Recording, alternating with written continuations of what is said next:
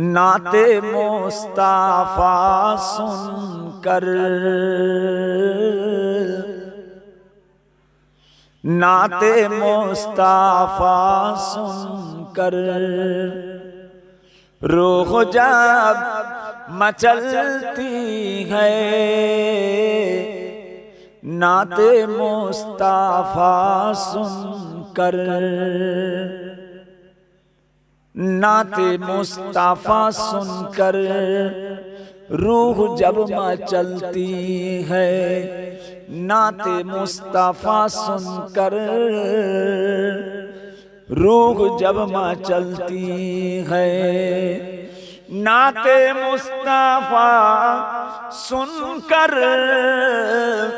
रूह जब मचलती है, तो आशिकों की चेहरे से, तो आशिकों की चेहरे से चांदनी निकलती है, नाते मुस्ताफा सुनकर। अल्लाहुम्मा सल्ली अला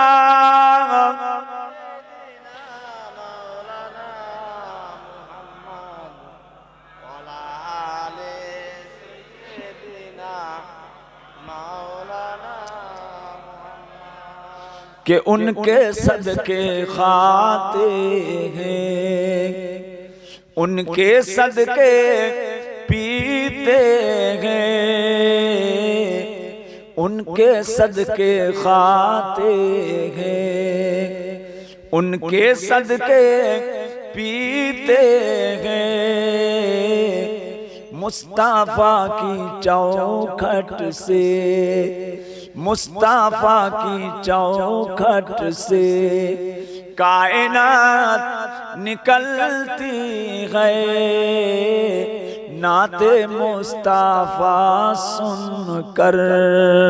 अल्लाहुम्मा सल्ली अला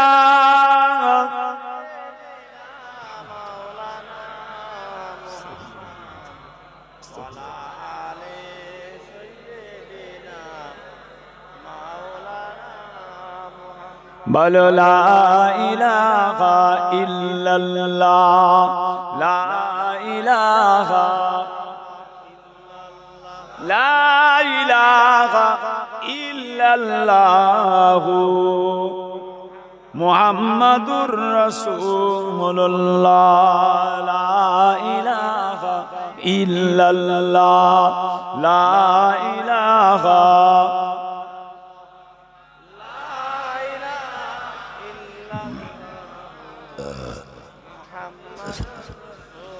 ला इलाहा इल्लल्लाह, ला इलाहा, ला इलाहा इल्लल्लाह मुहम्मदुर रसूलुल्लाह। हस्बी रब्बी जल्लल्लाह माफी कल्बी गैरुल्लाह, नूर मुहम्मद सल्लल्लाह, हक ला इलाहा इल्लल्लाह, ला इलाहा, ला इलाहा इल्लल्लाह मुहम्मदुर रसूलुल्लाह। अल्लाहुम्मा सल्ली अला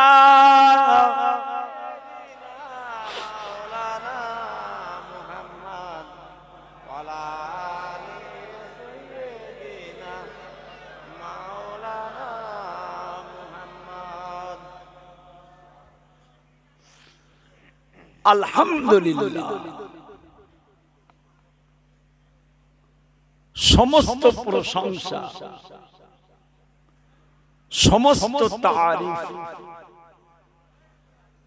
সেই মহান রব্বুল আলামিন আল্লাহ পাকের জন্য, যিনি আমাদের সকলকে সৃষ্টি করেছেন।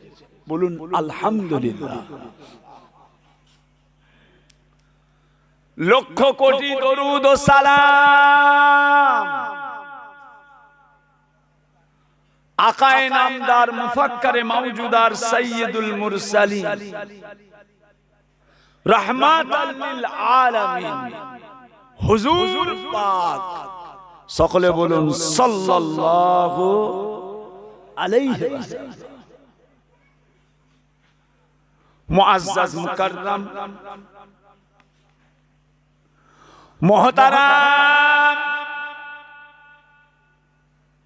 আমার দিন দরদি, আমার ইসলাম দরদি আল্লাহ ওয়ালা ভাইজানেরা,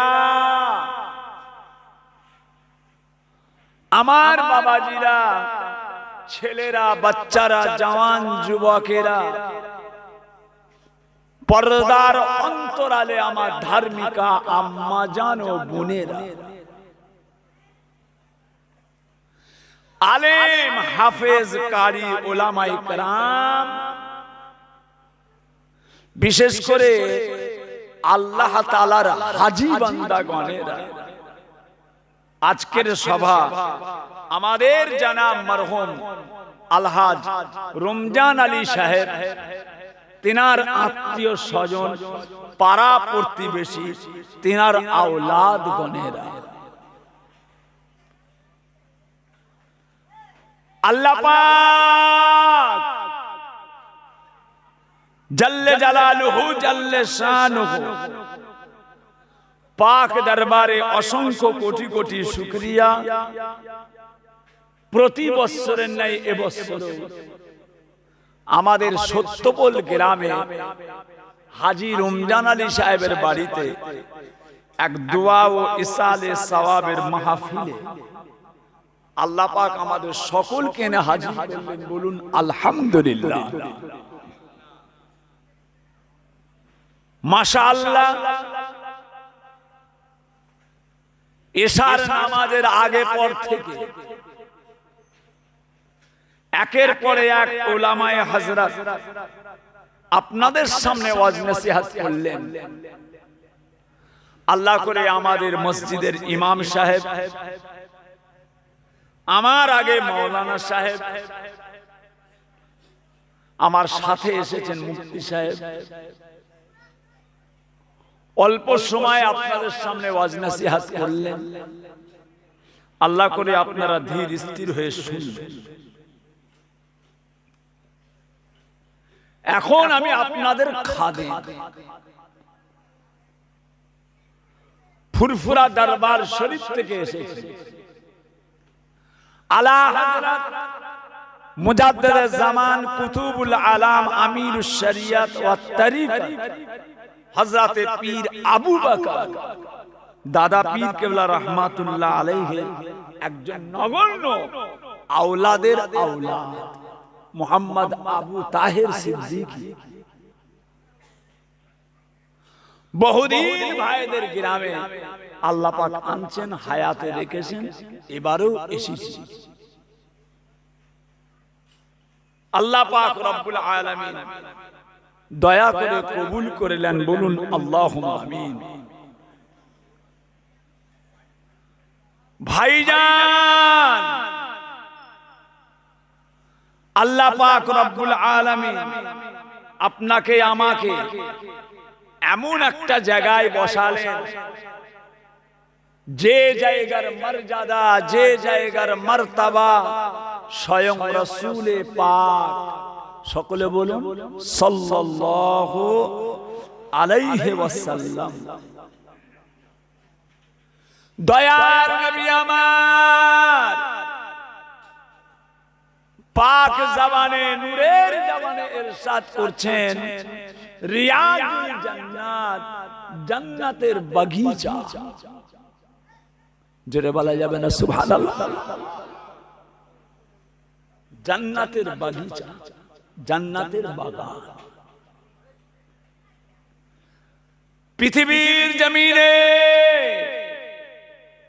আমার আল্লাহ পাক জান্নাত দিয়েছেন দুটো। এই পৃথিবীতে জান্নাত আছে দুটো। একটা জান্নাত যেখানে আল্লাহ পাক আপনাকে আমাকে অল্প সময়ের জন্য বসাবে, রিয়াজুল জান্নাত।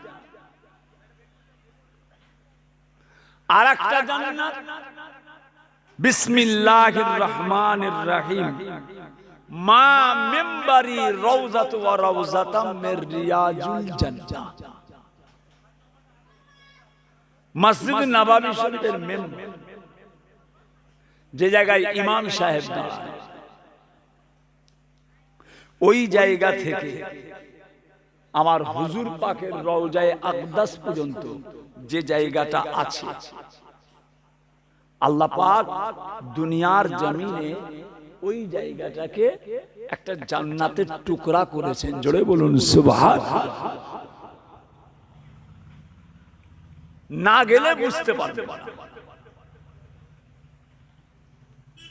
এই জায়গার শান, মর্যাদা, মার্তাবা আল্লাহ পাক কত বড় করেছেন, না গেলে বুঝতে পারবে না। কথা বুঝেছেন? রিয়াজুল জান্নাত আল্লাহ পাকের মেহেরবানি। আজকে আমরা এসে বসেছি, এই জায়গার গুরুত্ব আল্লাহ পাক অনেক বড় করেছেন। আল্লাহর রাসূল সাল্লাল্লাহু আলাইহি ওয়াসাল্লাম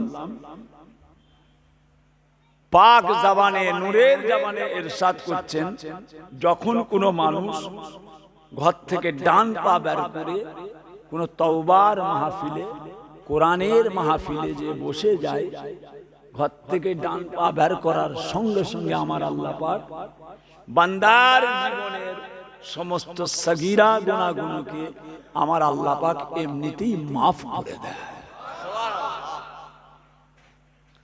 আল্লাহ পাক বড় দয়াময়। আল্লাহ পাক বড় দয়াময়। তিনার দয়ার শেষ নেই।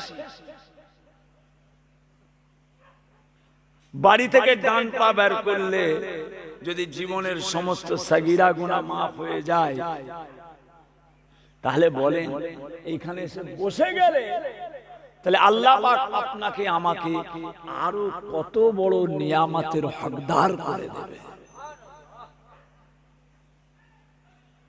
বাড়ি থেকে ডান পা বের করেছেন, জীবনের সমস্ত সাগীরা গুনাহ মাফ, তাহলে এখানে এসে বসে গেলে আল্লাহ পাক কত নিয়ামত দেবেন।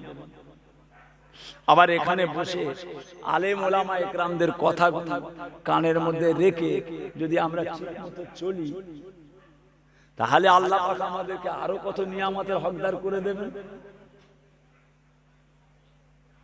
তাই না? তাহলে এই জায়গাগুলো কি বেকার? এটা কি নতুন তৈরি হয়েছে? মিলাদ মাহফিল, ইসালে সওয়াব, জলসা জুলুস, এগুলো কি নতুন তৈরি হয়েছে?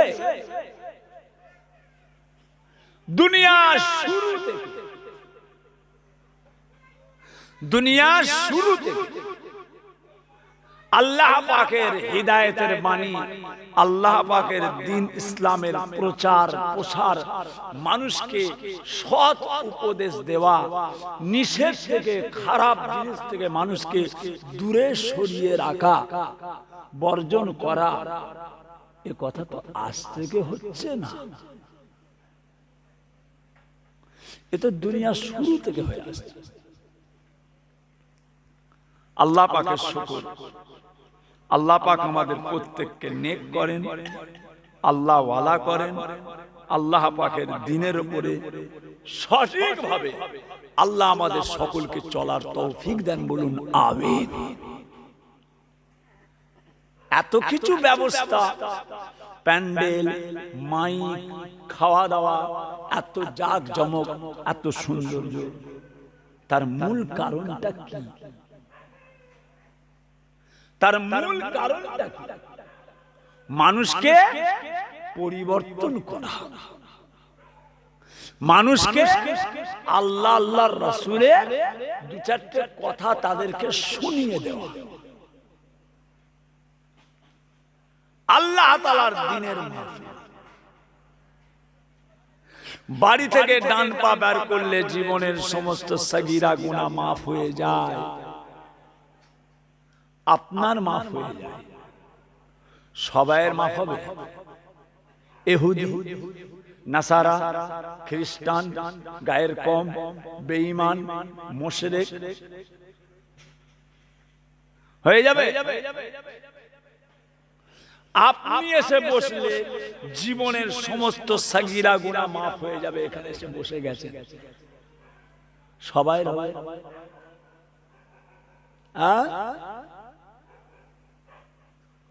অত সহজ? তাহলে আপনার মাফ হয়ে যাচ্ছে, ইহুদি, নাসারা, খ্রিস্টান, গায়ের কম, বেঈমান, মুশরিক তাদের মাফ হবে না কেন? আজকে ধরেলেন এই প্যান্ডেলে দুটো ইহুদি বসে আছে, দুটো খ্রিস্টান বসে আছে, দুটো নাসারা বসে আছে, দুটো গায়ের কম বসে আছে, তাদের জীবনের সব গুনাহ মাফ হয়ে যাবে? মাফ হবে? তাহলে আপনার হবে। পাহাড় পাহাড় গুনাহ করে ফেলেছেন, বাড়ি থেকে ডান পা বের করলেন, জীবনের সমস্ত সগীরা গুনাহ মাফ হয়ে আসবে। বাস ওটা আসে কচি বসে। তার কারণ, তার একটা কারণ আছে। আপনার গুনাহগুলো মাফ হয়ে যাওয়ার একটা কারণ আছে। যে কারণটা কি? যে কারণটা হলো আমানতু বিল্লাহ। আমানতু বিল্লাহ, আমরা আল্লাহ পাকের উপরে ঈমান এনেছি। জোরে বলুন সুবহানাল্লাহ। এই ঈমান এনেছে, আমল যাইতা।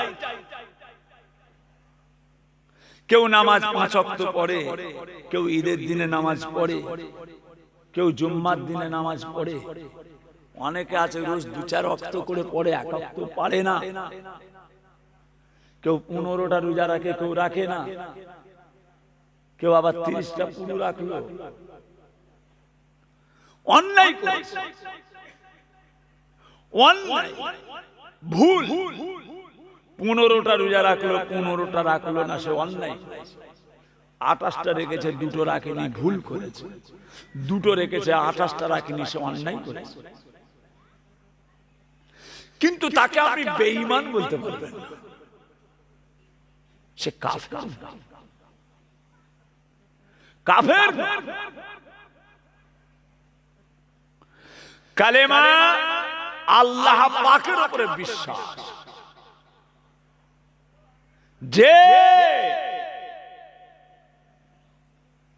আমানতু বিল্লাহি ওয়া মালাইকাতিহি ওয়া কুতুবিহি ওয়া রাসূলিহি ওয়াল ইয়াউমিল আখির ওয়াল কদরি খাইরিহি ওয়া শাররিহি মিনাল্লাহি তাআলা ওয়াল বাসি বাদাল মাউত। আমানতু বিল্লাহ। আল্লাহ নবী আল্লাহর হাবিব বলেন, মান ক্বালা লা ইলাহা ইল্লাল্লাহু মুহাম্মাদুর রাসূলুল্লাহ ফাদাখালাল জান্নাত।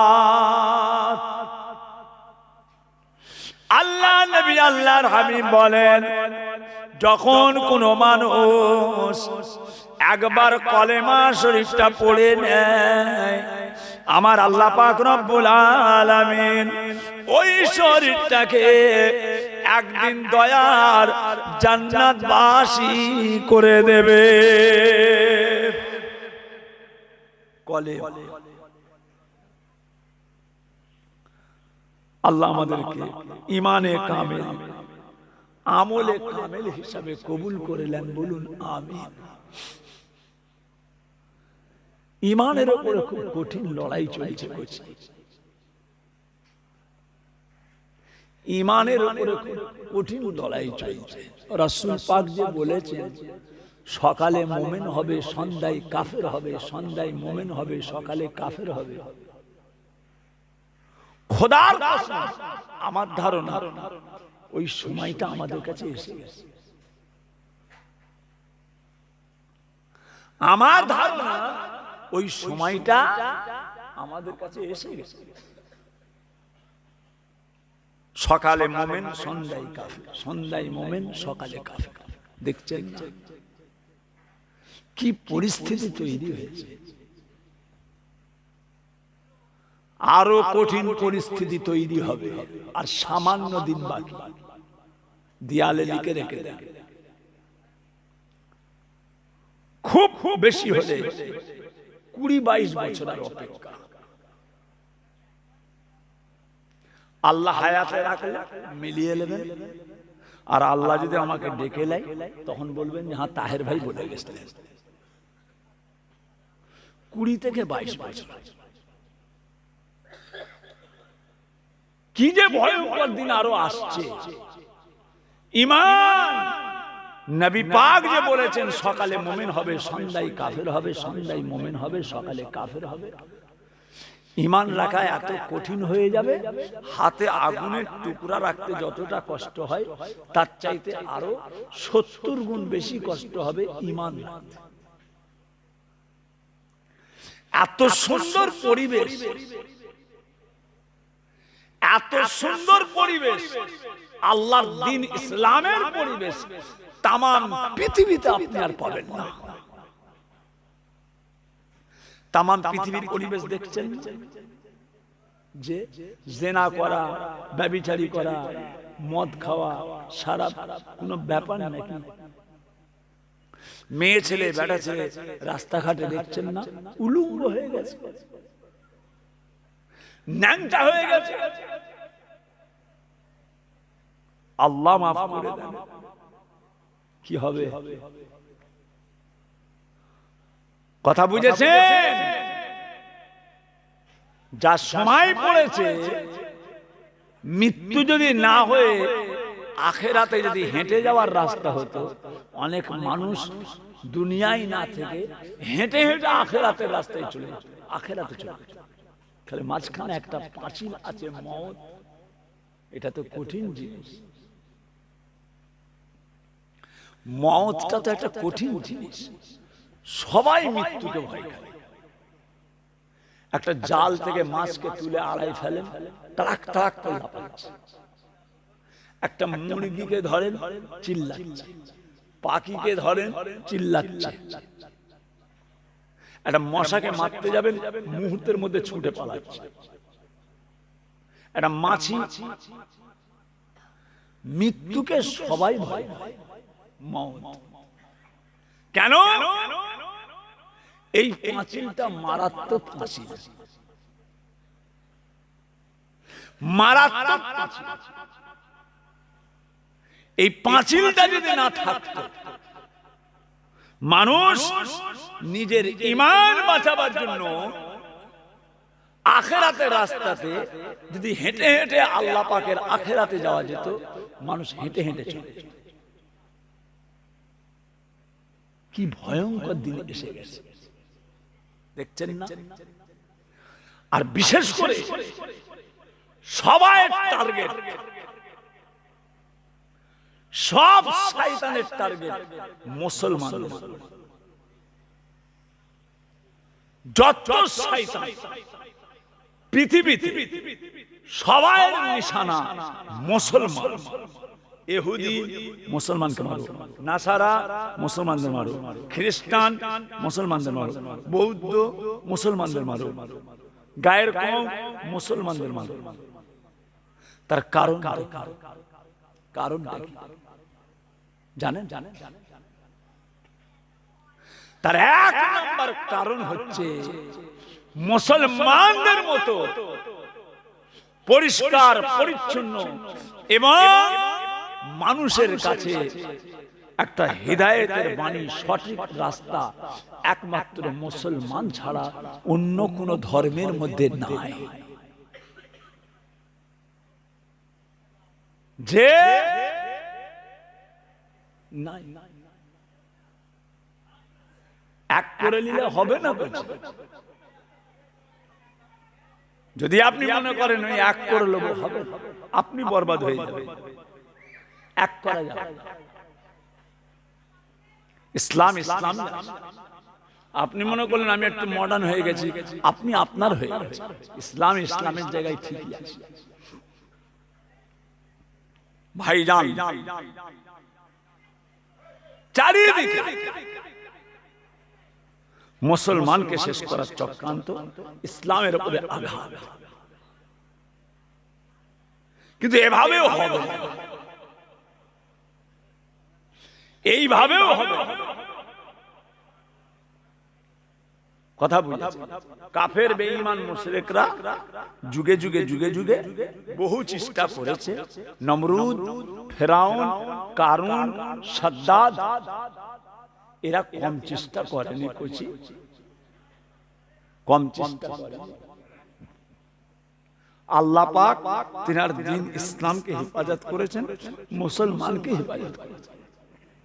আমাদেরকে দ্বীন ইসলাম, আমাদেরকে মুসলমান হতে হবে, আমাদেরকে সঠিকভাবে চলতে হবে। আমরা যদি সঠিকভাবে চলাফেরা করি, যুগে যুগে যুগে যুগে আল্লাহ পাকের সাহায্য যেমন এসেছে আমাদের উপরেও আসবে। আমাদের চলার ভুল, আমাদের কথাবার্তার ভুল, আমাদের আখলাক চরিত্রের ভুল, আমাদের লেবাস পোশাকের ভুল, কথা বুঝেছেন? আমাদের নিজেদের ভুল, এগুলোকে আমাদের ঠিক করে নিতে হবে। দেখেন, ইনশাআল্লাহ যুগে যুগে যুগে যুগে যেমন আল্লাহ পাক মুসলমানদেরকে হেফাজত করেছেন, আপনাকে আমাকেও হেফাজত করবেন। তুমি যদি আমার দিকে 1 হাত আগিয়ে যাও, আমার রহমত তোমার দিকে 10 হাত আগিয়ে যাবে। তুমি যদি আমাকে আল্লাহ বলে একবার ডাকো, আমি তোমাকে বান্দা বলে 10 বার ডাকবো। বান্দা, কথা বুঝেছেন? আল্লাহ পাকের রহমত, বড় নিয়ামত পেয়েছেন, আল্লাহর দ্বীন পেয়েছেন, আল্লাহর ইসলাম পেয়েছেন। আল্লাহ আমাদের প্রত্যেককে নামাজি করেন, বলুন আল্লাহুম্মা আমিন। আল্লাহ আমাদের প্রত্যেককে শরীয়ত মতো চলার তৌফিক দেন, বলুন আল্লাহুম্মা আমিন। গাফলতি করবেন না। গাফলতি করে করে কোথায় যাচ্ছে আস্তে আস্তে, গাফলতি করে করে কোথায় যাচ্ছে আস্তে আস্তে, দেখেছেন? একটা তো কলজে হাত গলিয়েছে, আবার আরেকটা কলজে হাত গলাবে বলে হাত গুটাচ্ছে, আবার বলছে আরো সব ওইগুলো সব আমাদের। একটা কলজে হাত গলিয়ে দিয়েছে, আরেকটাই গলাবে বলে রেডি করছে, আবার আরেক জায়গায় বেঈমান কাফেররা উঠে পড়ে লেগেছে মুসলমানদেরকে শেষ করার জন্য। কিন্তু জানে না নিজের পায়ে নিজে কুড়ুল মারছে। যে ডালে বসে আছে সেই ডালই খাচ্ছে, যে ডালে বসে আছে ওই ডালটাই খাচ্ছে। যার শিল তার নোড়া, তারই ভাঙা হবে দাঁতের গোড়া। কাফের বেঈমান মুশরিকদের তাদেরই তীর ধনুক বর্ষা না জ্বালিয়ে আল্লাহ পাক মুসলমানদের আল্লাহ ফাতে দিয়েছেন। জোরে বলুন সুবহানাল্লাহ। ওদের যন্ত্রপাতি দিয়ে মুসলমানরা যুদ্ধ করে আবার কামিয়াবি হয়ে গেছে। কথা বুঝেছেন? তাহলে আগে আপনাকে আমাকে ঠিক করতে হবে। কথা বুঝেছেন? সামনে আল্লাহর মেহেরবানি রমজান শরীফ মাস এসে গেল, আর সীমিত দিন বাকি। শবে বারাত এসে গেল। যে এই সব রাতগুলোতে আল্লাহ পাকের কাছে কাঁদা, আল্লাহ পাকের কাছে দোয়া চাওয়া,